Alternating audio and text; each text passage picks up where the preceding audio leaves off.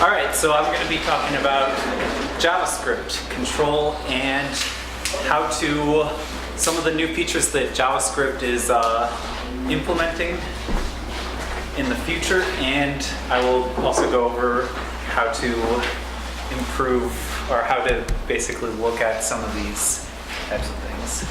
So a proxy is a JavaScript object that can intercept different underlying, basically can override the default of the object. So you can provide things that like a native host object would normally be able to provide.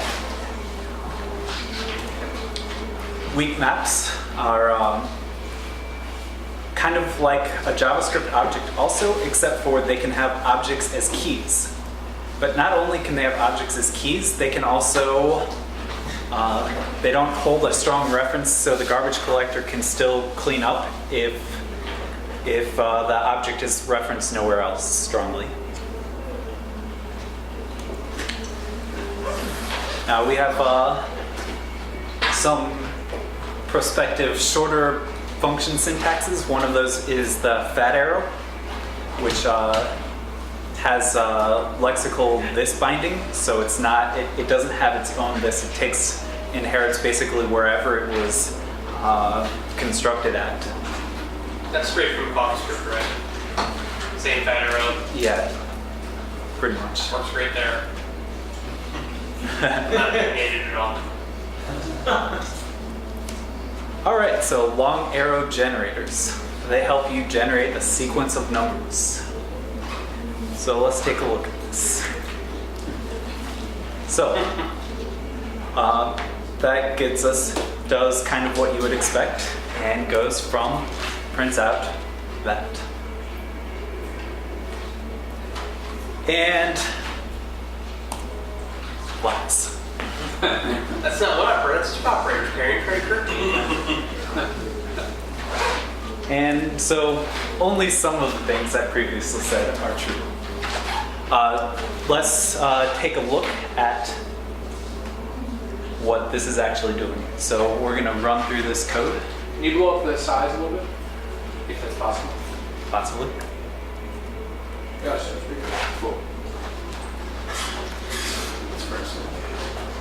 All right, so now so we have the code on the left side. Over here is telling you what the current expression that we're evaluating. And here we'll have a list of the stack and variables that are defined in each scope locally. So we have this variable I that's currently undefined once the program starts. And when we go through it, we initialize I to 5. Aha! That is actually an update expression that's decrementing I by 1. So we just went from I being 5 to I being 4. You actually answered my first question, which is how you kept it from being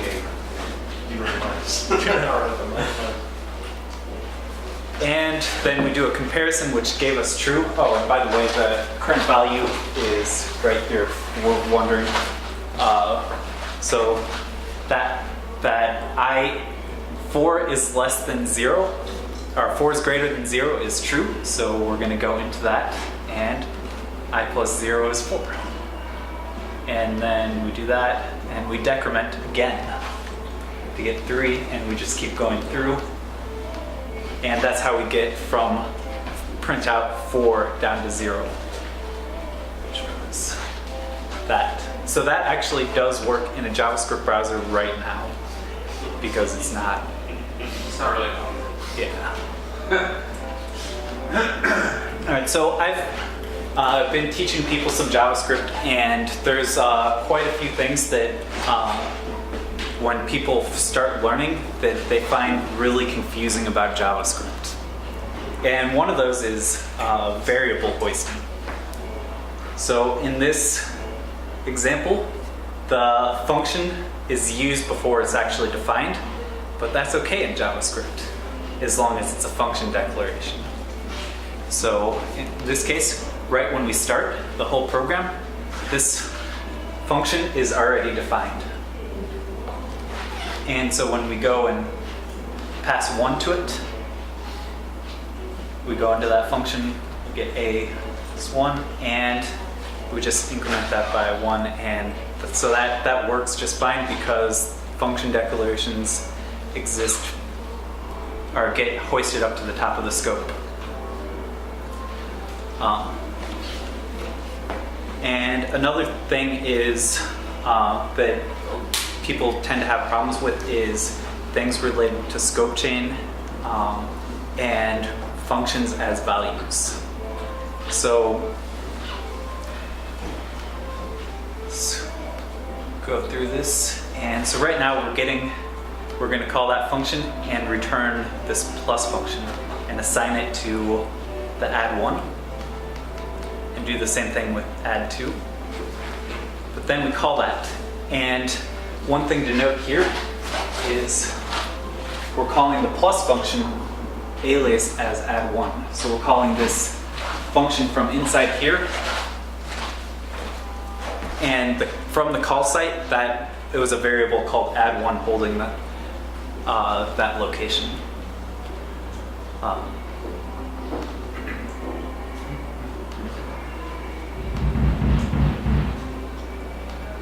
Who is it?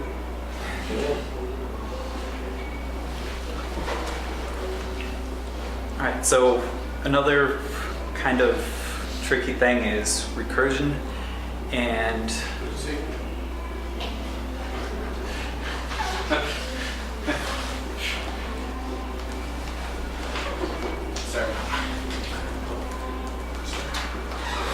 so this will just keep putting things on the stack until we get down to the edge case,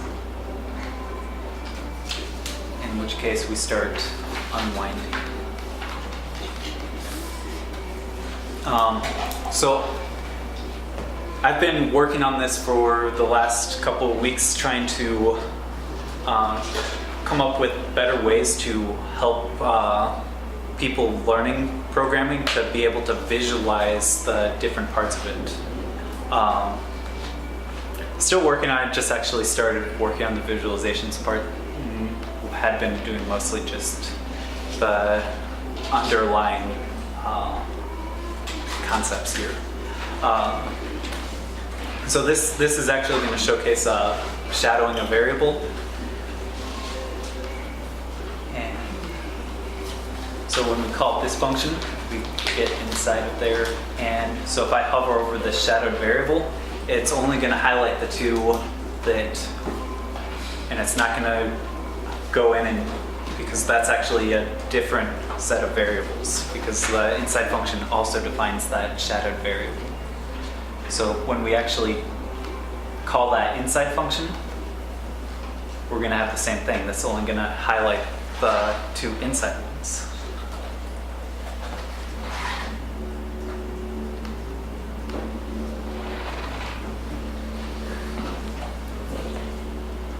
All right, so this is actually the code to build this type of stepping through the code debugger style is using some of those techniques that I was talking about from the beginning, proxies. So I'm actually implementing this scope chain lookup via proxies. So I'm intercepting any call to it, and it's looking to see if it already has that property, and then piping it to the next one, and the parent proxy, and making the scope chain out of these proxy objects. And I need to be able to do a couple of things with weak maps, so that way I can maps in the ECMAScript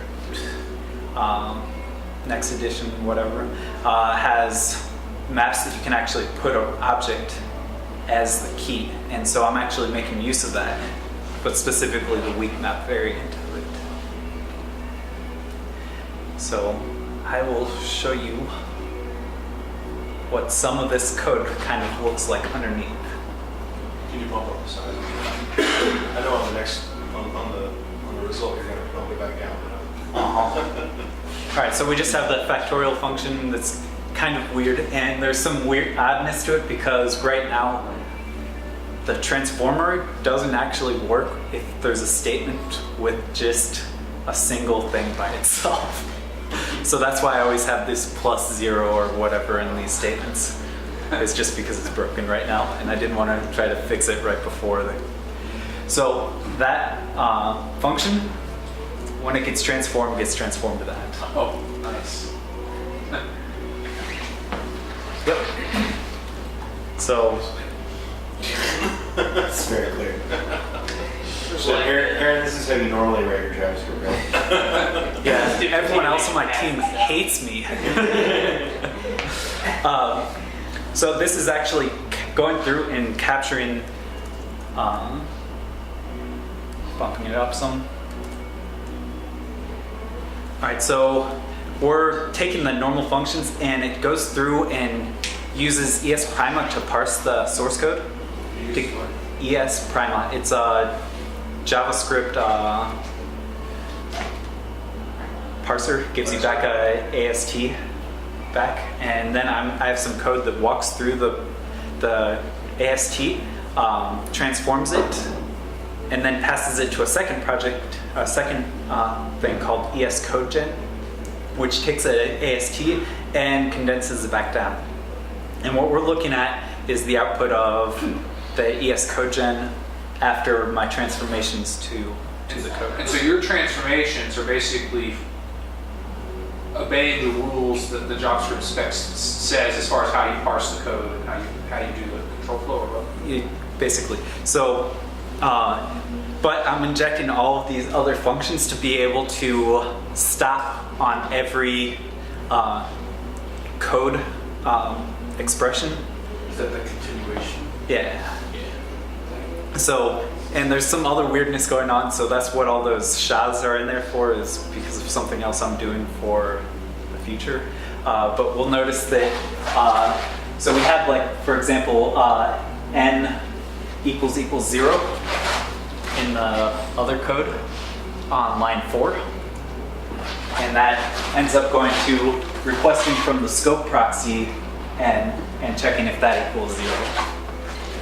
And then it's going to pass that to this continuation function, which will then, What is n? n was from the it's first line. actually there. That's on line 4. Can you put some line downs, I mean some returns to the top just to push it down the screen? Sure.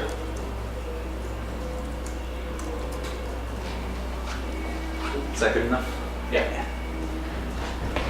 So that's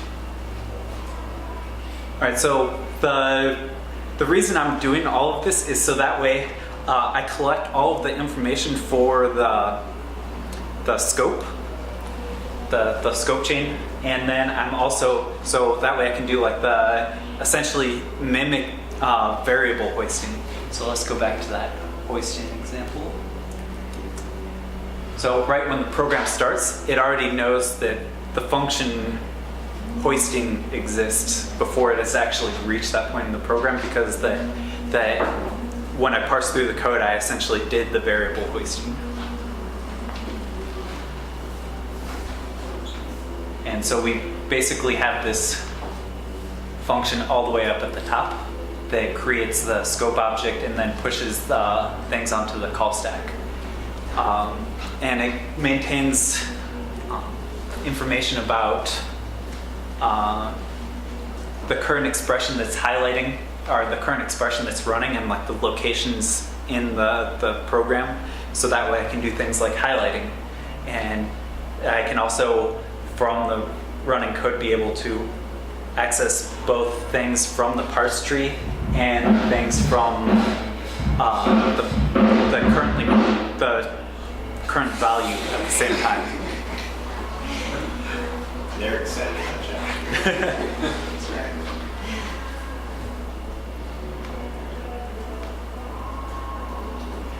So where I'm going with this in the future is all of that stuff with the SHAs you see in there. The scope objects are actually, I'm using an immutable data structure that every time you modify it, it tracks the modifications. So you can actually take a diff of the last expression, how it changed the scope object. So that way I can do things like highlighting when we're getting if there's a modification to the call stack, or I can go and highlight that and say like, hey, something happened here. Look. But, I mean, doesn't that also imply that you could like move forwards and backwards? It does imply that. It's also doing this way in a way that's content addressable. So that way you can rewind and then actually play the same thing over again. And if they have the exact same side effect, I can actually show that they went to the same point. So if I was drawing a diagram that looks like a path of where you are in the code, and normally you just see a straight line. Whereas if you rewind and then modify some things and then go forward again, it might get you to a different state, or it might end up in the same state as before. And this can actually detect whether you end up in the same state or if you split into two different ones. And it also can detect whether you make a modification locally, but you don't have any other references to that later on. You might have like two separations, but then they might end up converging back together and coming back into the same state. And this can actually detect that. So you're really only a couple days away from solving the Halting problem, basically.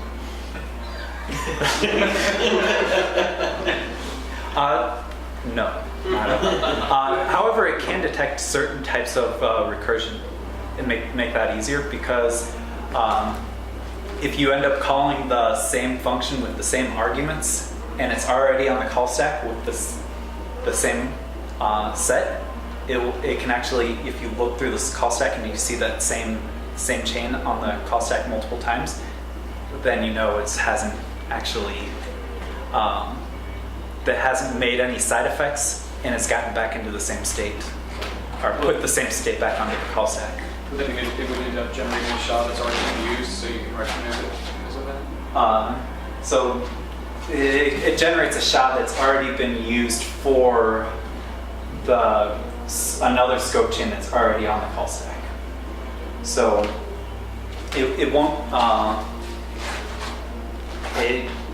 won't generate the same overall program state, because it's not the same program state, but it's kind of a similar model as Git that I'm using underneath.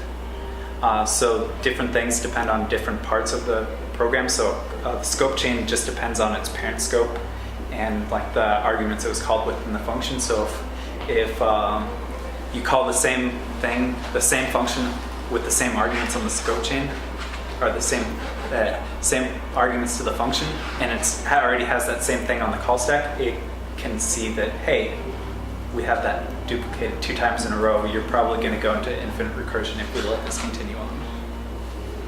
However, if you are actually just diverging away, like you're incrementing by 1 every time, it can't detect that.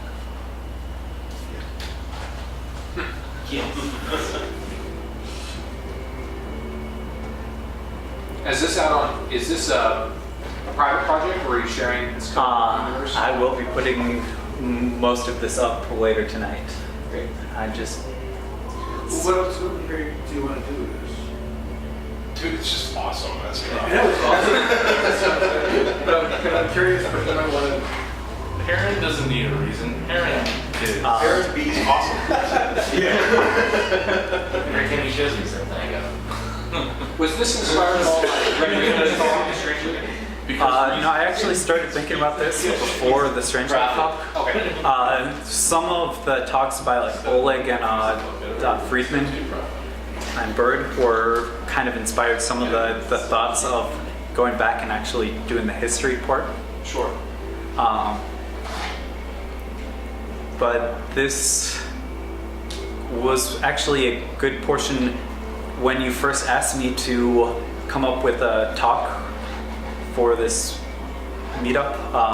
I had been teaching my girlfriend programming, and she was having a lot of difficulty with scope chains.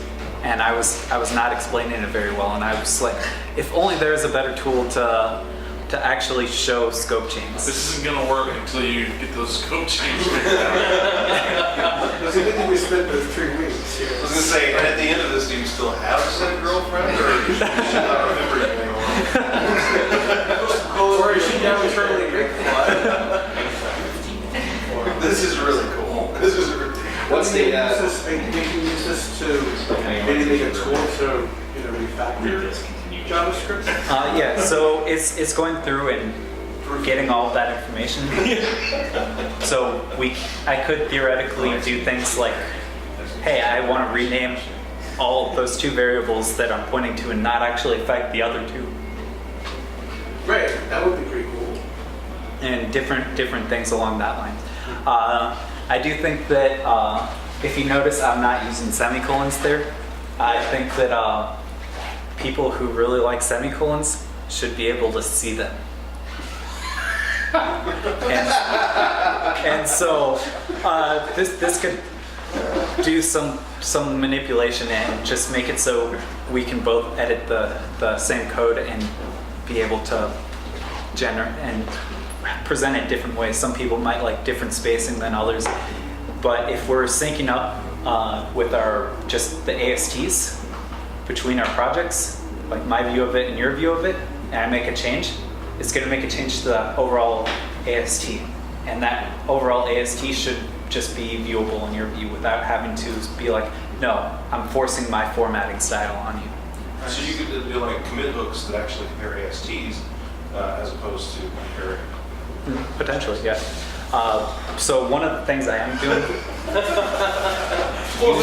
Use number 10. One of the things I am doing is actually going through the AST and giving a shot to each element in the AST to that way be able to know if certain parts of the AST change. Right. So yes, that could. What's the talk the code going to do?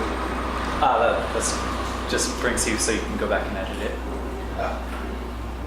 It's not really anything. And since you're capturing the call stack and making proper continuation, you can persist the calculation off in some intermediate state and then revive it and continue running it, or you can ship off parts of it to another server. You can just distribute parts of it. So that's along the lines of one line of thinking I've been going on is I can take be able to do like kind of a distributed debugging. So since everything is going through this AST, I can then say, hey, I'm just gonna mark off each item. So let me see if I can get this to pull up something right in here. Aha. So if I go and do run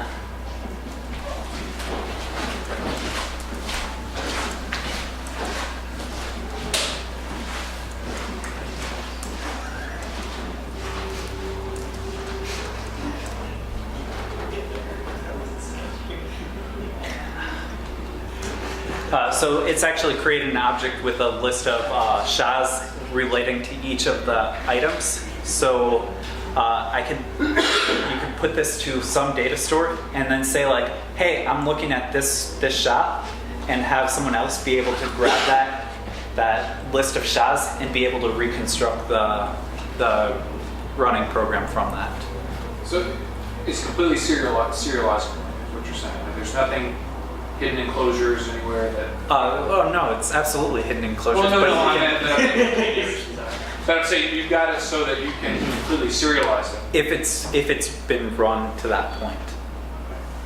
So it's every time it's going through and generating the history, it's adding things into this SHA dictionary. Nice. So if you've said, hey, I've taken this path to get there, then you can start having just share like, hey, I from this point on, I went and did this thing. Because that's deterministic. I mean, that backtrack, that's completely So, deterministic.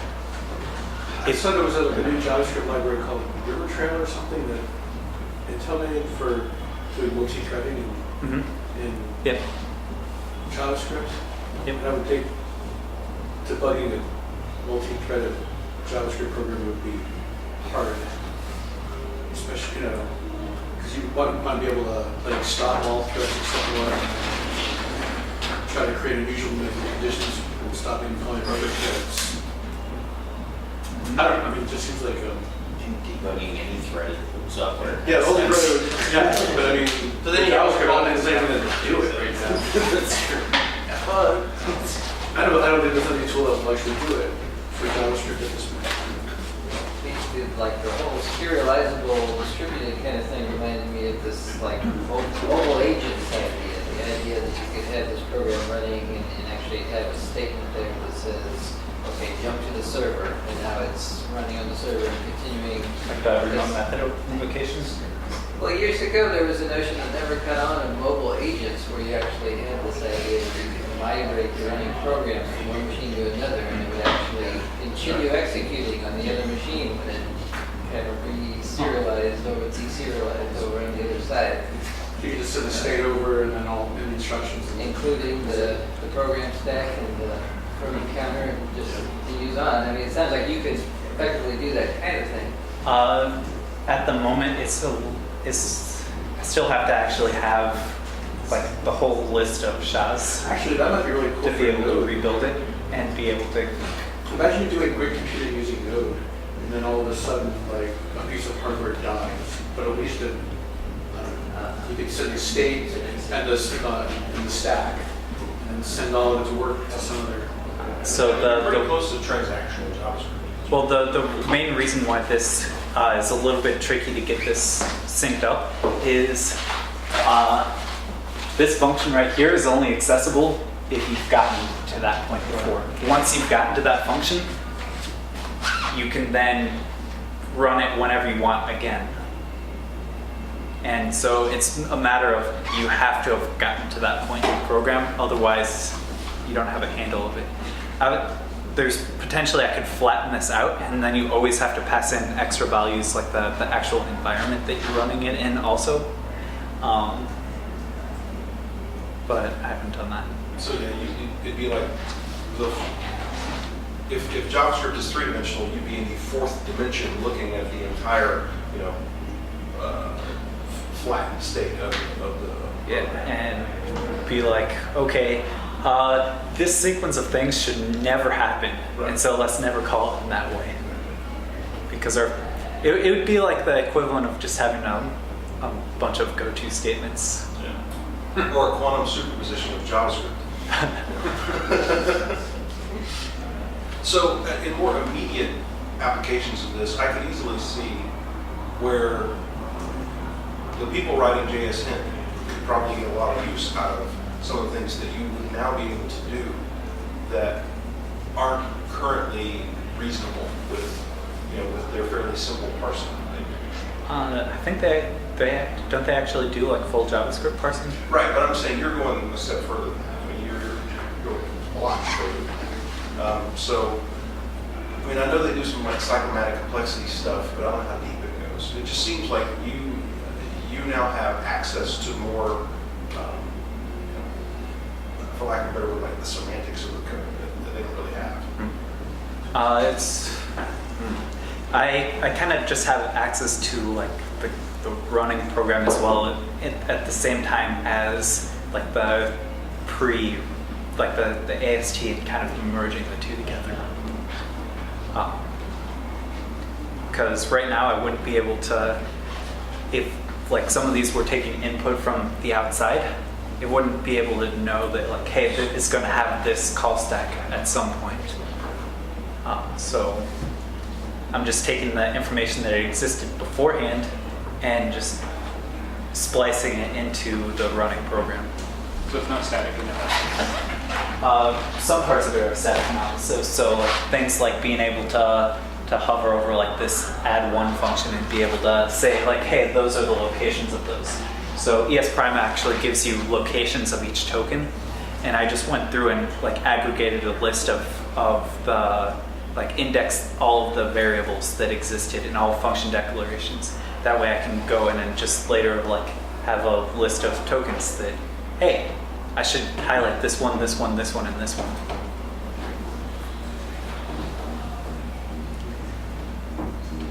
Is the output of ES prime, the AST that you mentioned, is it actually JSON? Is that Yes. the way it's written? Yep. So I'm sorry, this thing's coming out to me some lines. Huh? Oh, that was the That's the slide. minus zero. There's no such thing as long tail function generators or something like that. And I'm assuming that's an homage to the talk that's on the screen. A little bit, yeah.